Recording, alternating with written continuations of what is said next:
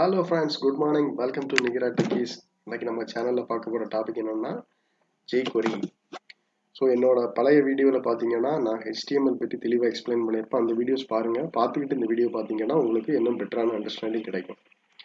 jQueryயோட advantage என்னன்னா முழுக்க நம்ம HTML ஆப்ஜெக்ட்ஸ் கூட இன்டராக்ட் பண்ணுறோம். ஸோ அதை எப்படிலாம் அக்சஸ் பண்ணுறோம், ரியல் டைமில் என்னென்ன யூசேஜ் இருக்குது, அதை தான் இந்த வீடியோஸ் தான் நம்ம பார்க்க போகிறோம்.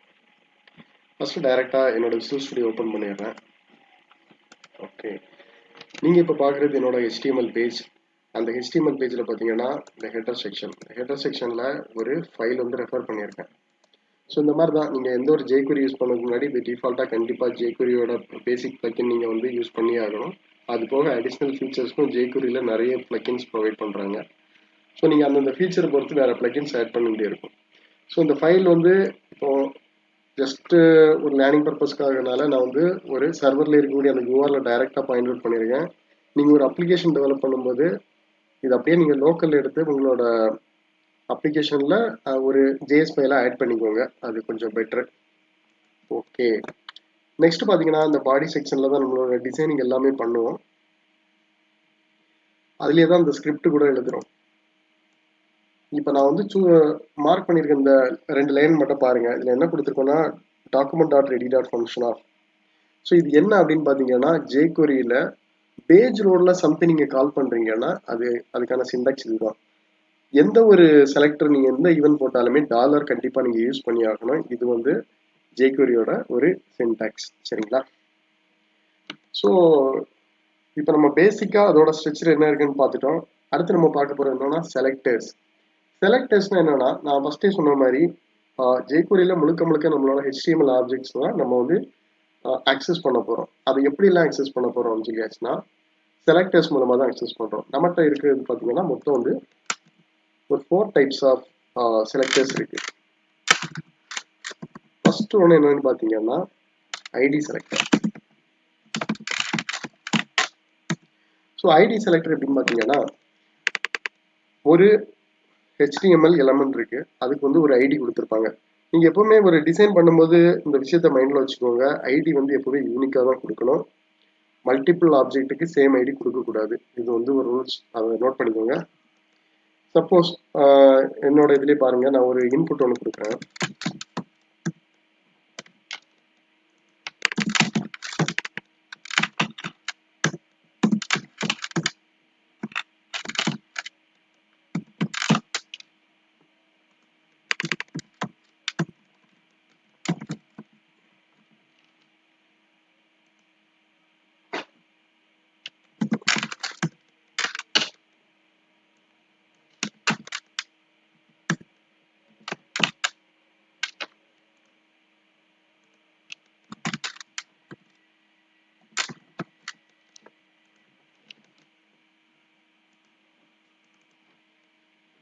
ஓகே, இதான் நம்ம இப்போ கொடுத்த டெக்ஸ்ட் பாக்ஸு.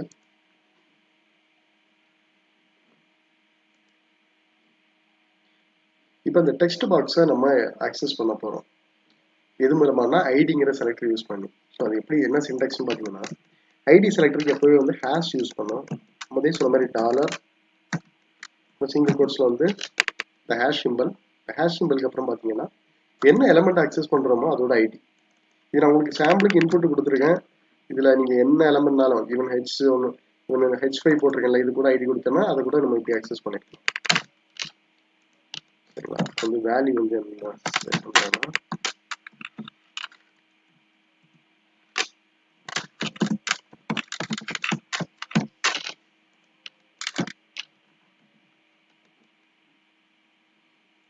ஸோ நான் அந்த மாதிரி வேல்யூ செட் பண்ணுறேன். இப்போ பேஜ் ரோடில் வந்து இந்த ஐடி செலக்டருங்கிற வேல்யூ வந்து அதுக்கு செட் ஆகும். இப்போ ரிஃப்ரெஷ் பண்ணலாம்.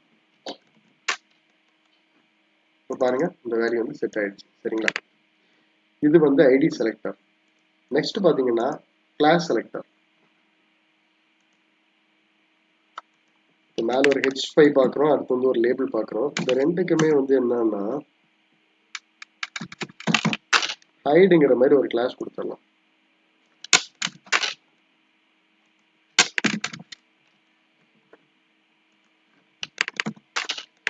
ரிஃப்ரெஷ் பண்ணிட்டேன். ஸோ நேமுங்கிறதும் இருக்குது, வெல்கம் டு நிகிரா டெக்கிஸும் இருக்குது. இப்போ அதை நான் அக்சஸ் பண்ணுறேன் அப்படின்னு பாருங்கள். இந்த கிளாஸ் செலக்டர் யூஸ் பண்ணோம்னா டாட் சிம்பிள் யூஸ் பண்ணணும். சேம் தான் பார்த்துக்கோங்க. ஃபர்ஸ்ட் இந்த டாலர் சிம்பிள், இந்த ஹேஷ் போட்டிருக்க இடத்துல டாட் வைக்கணும். நீங்கள் கொடுத்துட்டீங்கன்னா என்ன பண்ணுறேன்னா ஹைட் பண்ணுறது பேஜ் ரோடில் இப்போ ரெண்டுமே ஹைட் ஆகிற மாதிரி ரெண்டு ஹைட் ஆயிடுச்சா. நெக்ஸ்ட் என்னன்னு சொல்லியாச்சுன்னா HTML டேக் செலக்டர். டேக் செலக்டர்னா இப்போ இதில் நீங்கள் எத்தனை HTML டேக் பார்க்குறீங்க, நம்மளோட இதில் ஒரு H5 பார்க்குறீங்க, ஒரு லேபிள் பார்க்குறீங்க, ஒரு இன்புட் பார்க்குறீங்க. ஸோ இப்போ என்ன பண்ணுறேன்னா இந்த லேபிளுங்கிற டேகை மட்டும் நான் ஹைட் பண்ணணும்னு பார்க்குறேன். லேபிளுங்கிற இந்த மாதிரி HTML டேக் டைரெக்டாக பண்ணுறதா இருந்தால் ஹேஷ் டாட் ரெண்டுமே தேவையில்லை, டைரெக்டாக அந்த டேகோட நேமை போட்டலாம். இதே டேக்ல எத்தனை எலமெண்ட் இருந்தாலுமே அது மொத்தமாகவே அது கன்சிடர் பண்ணிக்கும்.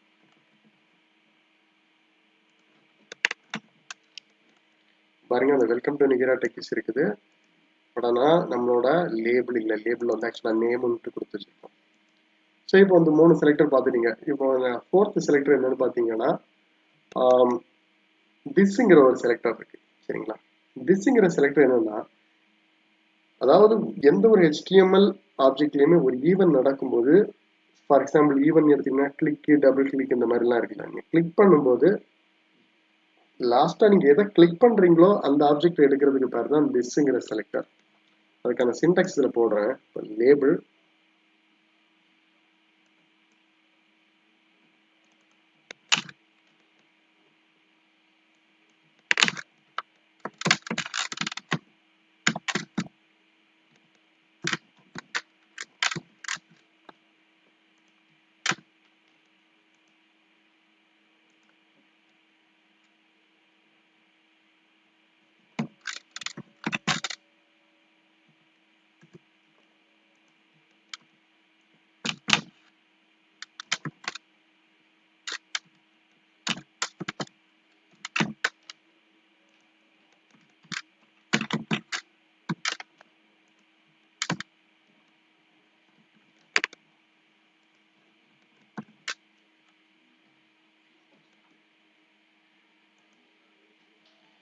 ஸோ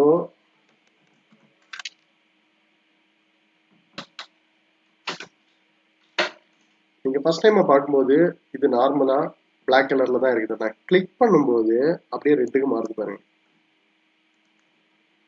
இந்த லாஜிக் பார்த்தீங்கன்னா லேபிளை கிளிக் பண்ணுறப்போ திஸ்ன்னு கொடுத்துட்டேன் இல்லை, அப்போ அந்த ஒரு லேபிளை மட்டும் அது கன்சிடர் பண்ணுங்க.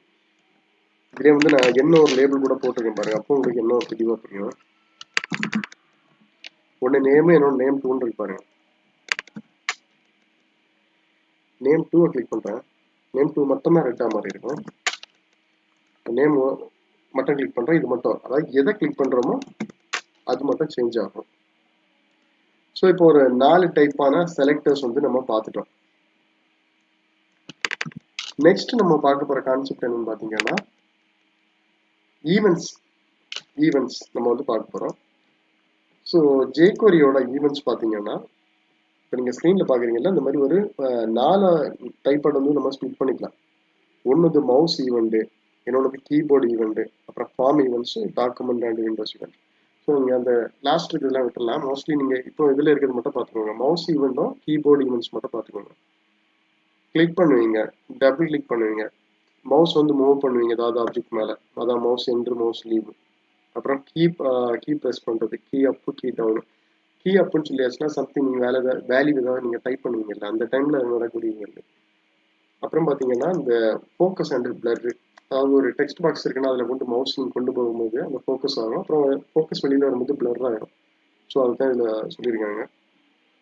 சப்மிட்டு, சேஞ்சுங்கிறது பார்த்தீங்கன்னா இந்த செலக்ட் கண்ட்ரோல் இருக்கும், அதில் நீங்கள் வேல்யூஸ் சேஞ்ச் பண்ணுவீங்க. அது மட்டும் இல்லை, டெக்ஸ்ட் பாக்ஸ்லேயே கூட நம்ம சேஞ்ச் ஈவெண்ட்லாம் இருக்குது. ஸோ இது எல்லாமே பார்த்தீங்கன்னா மெயின் ஃபார்மில் வர ஈவெண்ட்ஸ். ஸோ இந்த பேசிக் ஈவெண்ட்ஸ் மட்டும் நம்ம பார்க்கலாம். இதில் ஃபர்ஸ்ட் ஈவெண்ட் நம்ம ஆல்ரெடி நம்ம பார்த்துட்டோம். இந்த மாதிரி கிளிக் ஈவெண்ட், இதை கிளிக் பண்ணும்போது வந்து இதை ரெட்டாக மாறிடுச்சு. ஸோ இதை மாதிரி வந்து டபுள் கிளிக் இருக்கு. டபுள் கிளிக் வந்து நம்ம கிளிக் போட்டுக்கிறத டிபிஎல் கிளிக் அப்படிங்கிறது மட்டும் சேஞ்ச் ஆகும்.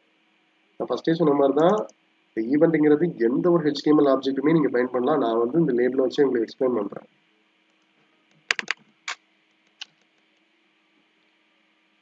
பாருங்க கிளிக் பண்ண எதுவுமே நடக்கல. டபுள் கிளிக்ல வந்து ரெட்டா மாறிடுச்சு பாருங்க. ஸோ அதான். அப்புறம் பார்த்தீங்கன்னா மவுஸ் சென்டர், மவுஸ் ஓவர், அதுக்கானது வந்து நான் ஆல்ரெடி சம்திங் எடுத்து வச்சிருக்கேன்.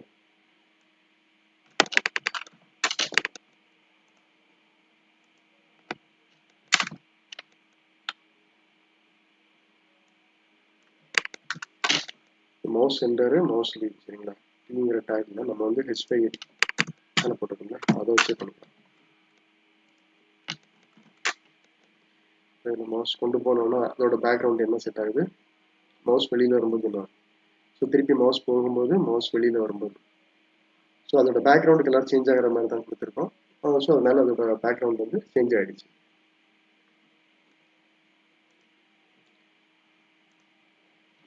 ஸோ நம்ம இதெல்லாம் பார்த்துட்டோம். கிளிக்கு, டபுள் கிளிக்கு, மவுஸ் சென்டர், மவுஸ் லீவ் பார்த்துட்டோம். நெக்ஸ்ட் பார்ட் போகிறது என்னன்னா கீ ப்ரெஸ், கீ டவுனு, அப்புறமா கீ அப், இந்த மூணு வந்து பார்ப்போம். இந்த மூணு என்னன்னா ஒரு டெக்ஸ்ட் பாக்ஸில் பண்ணால் கரெக்டாக இருக்கும்.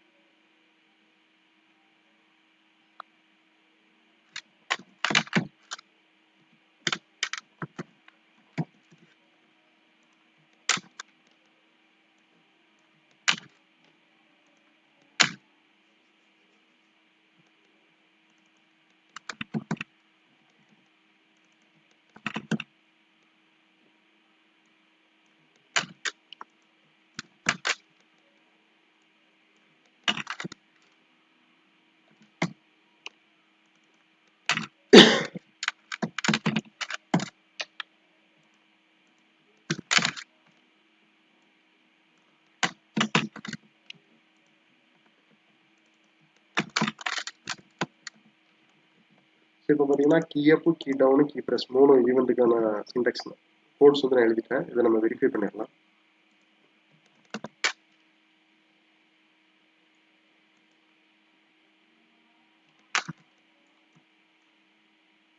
ஸோ இப்போ என்னோட கீ ப்ரெஸ் ஆகிருக்கு, அப்போ க்ரீனில் இருக்குது.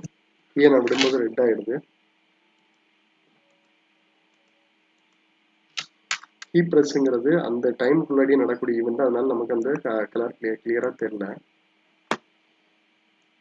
அந்த கீயை வந்து ஹைட் பண்ணிட்டோம்னு கீ ப்ரெஸ் தெரியும்.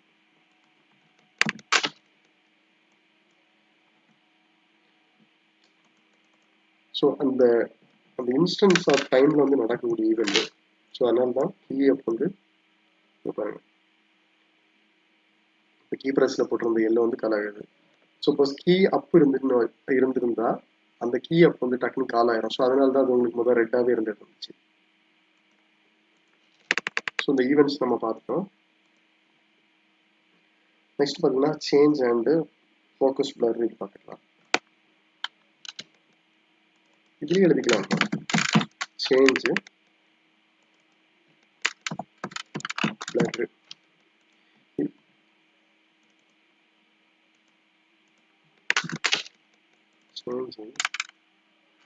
சேஞ்ச் ரெண்டாக போடுங்க. ஃபர்ஸ்ட் ஃபோக்கஸ் பண்ணலாம். இந்த ரெண்டும் வந்து ஒரே ஜேனரில் வரும். ஃபோக்கஸ் எப்படின்னா ஒரு கண்ட்ரோலுக்குள்ள ஃபர்ஸ்ட் நம்ம என்டர் ஆகும்போது மவுஸ் உள்ள வந்து ஒன்று அந்த ஃபோக்கஸ் ஆகல, அது வந்து ஃபோக்கஸு. ஸோ அந்த ஃபோக்கஸ்லேருந்து வெளியில் வர்றது வந்து பிளர் சரிங்களா. ஸோ கிரீன் எல்லோ தான் கொடுத்துருக்கேன். மவுஸ் உள்ள வந்துடுச்சு கிரீனு, மவுஸ் வெளியில் வருது எல்லோ. ஸோ பிளருக்கு நம்ம எல்லோ கொடுத்துருக்கோம், ஃபோக்கஸ் வரும்போது கிரீன் கொடுத்துருக்கோம் சரிங்களா.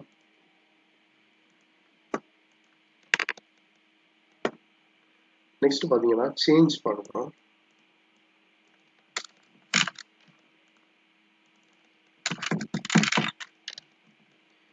சேஞ்சில் வந்து எல்லோ, அதாவது இருக்கிற டெக்ஸ்ட்ல ஏதாவது சேஞ்சஸ் ஆச்சுன்னா பாருங்க டிஃபால்ட்டாக இருக்கு. மவுஸ் என்டர் பண்ணிட்டேன், அந்த ஃபோக்கஸ் அதுலேருந்து வெளியில் வரும்போது ஆட்டோமேட்டிக்காக இல்லை. ஸோ இதே மாதிரி தான் அந்த செலக்ட் கண்ட்ரோல் சொல்லியிருந்தேன், அதுலேயுமே அந்த ஈவெண்ட் வந்து இந்த மாதிரி தான் கால் ஆகும். ஸோ அதுக்கு ஒரு எக்ஸாம்பிள் மட்டும் நான் போட்டுறேன்.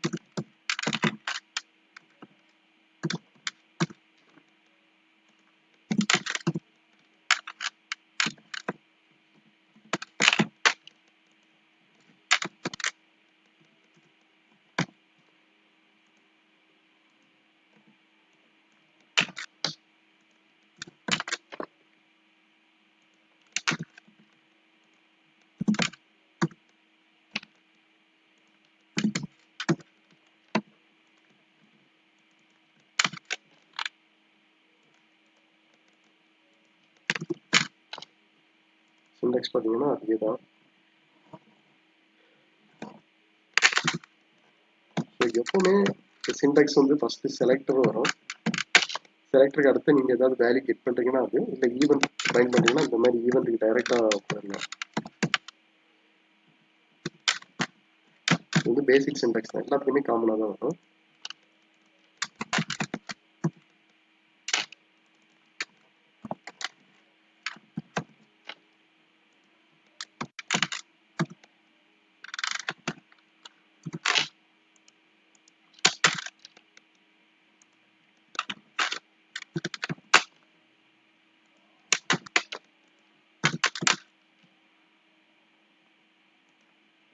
ஓகே, என்னன்னா இந்த ட்ராப் டவுன் சேஞ்ச் ஆகும்போது அதில் என்ன வேல்யூ இருந்துச்சு அதை வந்து அலர்ட்ல காமிக்கணும். அந்த மாதிரி தான் லாஜிக் எழுதிருக்கேன்.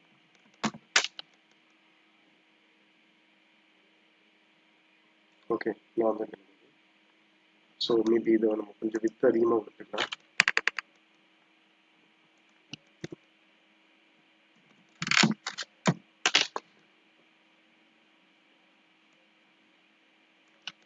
இப்போ ஒரு 200 கொடுக்கலாம் வித்து. கண்ட்ரோல் இருக்கிறதே தெரியல. ஓகே, இப்போ பார்த்தீங்கன்னா 2 செலக்ட் பண்ணோம், 2 வந்துருச்சு. திருப்பி நான் 1 செலக்ட் பண்ணுறேன், 1 வந்துருச்சு. அந்த அலர்ட்ல வந்துருக்கு. ஸோ இதுதான் ஃப்ரெண்ட்ஸ், இப்போ நம்ம வந்து ஈவெண்ட்ஸுங்கிற கான்செப்ட் வந்து ஃபுல்லாக பார்த்துட்டோம். ஸோ அடுத்து நான் வந்து ஒரு சின்ன இது சொல்லி தந்துடலான்னு பார்க்குறேன். என்னன்னா ரியல் டைமில் பார்த்தீங்கன்னா எப்போவுமே எந்த ஒரு வேல்யூஸ் எடுப்பீங்க, வேல்யூ செட் பண்ணுவீங்க, அந்த மாதிரி கான்செப்ட்லாம் இருக்குது. ஸோ வரக்கூடிய வேல்யூ எப்படி வருது அப்படிங்கிறத பார்க்குறதுக்கு ஒரு 3 பாசிபிலிட்டி இருக்குது. ஒன்று வந்து அலர்ட்டு, இப்போ பார்த்துட்டோம் இதில் வந்து என்ன வேல்யூ வந்துச்சுன்ட்டு. இது இல்லாமல் அலர்ட் இல்லாமல் பார்க்கணும்னா என்ன ஒரு பாசிபிலிட்டி இருக்குது, அது என்னன்னா கன்சோல் டாட் லாக்.